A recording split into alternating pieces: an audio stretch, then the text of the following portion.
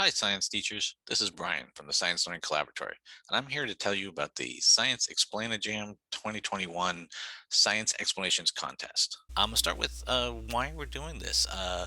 We don't need to tell you. This has been a challenging year for teaching, right? We've had limited class time. We haven't been able to do labs. Well, we can do virtual labs, but no hands-on science. We can't go on any field trips. Group work is a challenge. Students are not many of them are not participating, and there's a lot of lack of motivation. It is a tough year out there.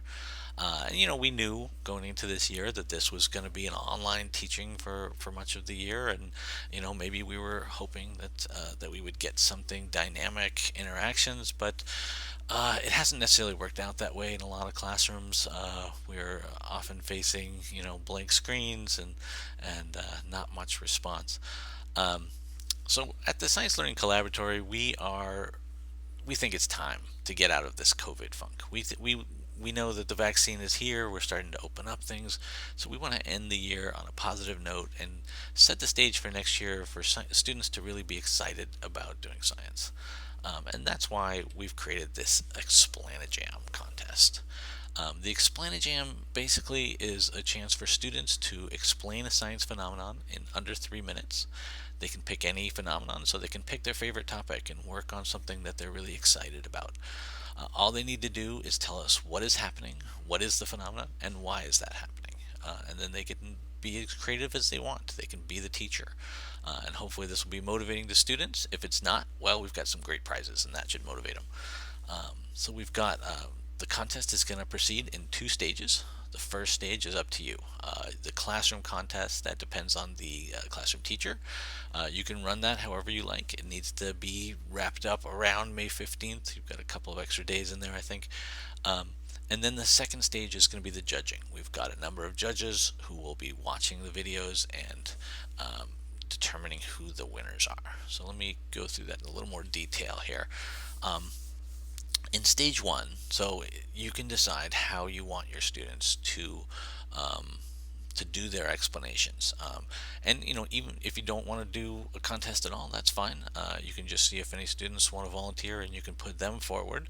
But we're hoping a lot of classes will do an explanation contest of their own, and use that contest to pick the top three winners for each class.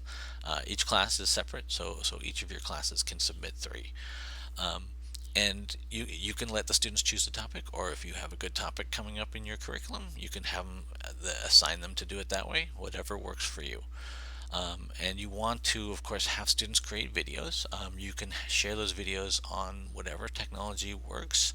We're using Flipgrid for the final judging, but we know some districts are not very happy with Flipgrid right now, so you might use Schoology or some other technology.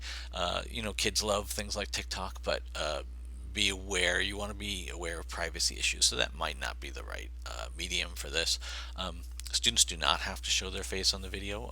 We hope that you know who they are and that they're not bringing in some explanation ringer to try and win the contest. That these really are your students. And then, however you want to pick those top three, you want to have the students vote. You get to pick. However that works, we do need parents' consent from the top three in order to have them submit their videos to the contest. Um, then for the contest, we were going to have a number of judges who will be looking at the Flipgrid. We'll send all the teachers who've registered classes. They'll get the link to the Flipgrid and be able to upload their three videos for each class. Um, the judges are going to use the rubric that's posted on the website, and we have a number of different categories. So elementary teachers, middle school teachers, high school teachers all have their own categories. That means there's lots of prizes, lots of chances to win.